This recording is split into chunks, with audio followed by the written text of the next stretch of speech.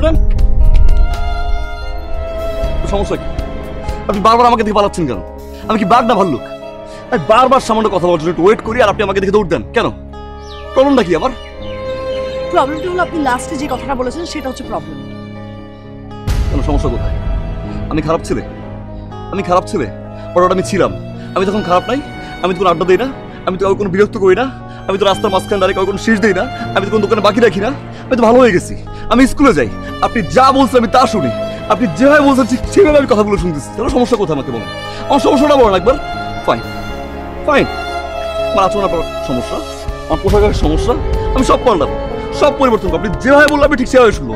আপনি উঠতে বলবেন আমি উঠবো, আপনি বসতে বলবেন আমি বসবো। জাস্ট একটা ভালোবেসে দেখেন, একটা হাতটা ধরে দেখেন, একটা গার্লফ্রেন্ড হয়ে দেখেন প্লিজ। ওকে ভালোবাসতে ইন্সপায়ার কিস করতে হবে। আমি ভালো হতে চাই, ঠিক যেমনটা আপনি চান।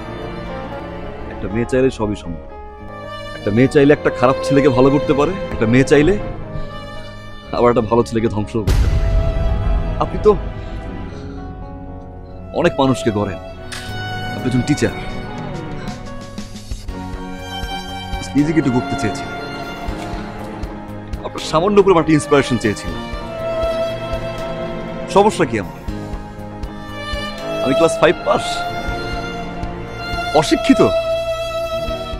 একটা বার ইন্সপায়ার করে দেখেন, আপনি যেভাবে বলবেন আমি ঠিক সেভাবে শুনবো, আপনি যে ওয়েতে বলবেন আমি ঠিক সে ওয়েতে শুনবো।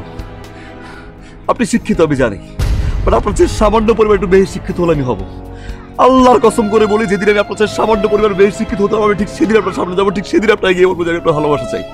সেদিন আমি আপনার বলবো যে আপনার হাতটা প্লিজ একবার ধরে।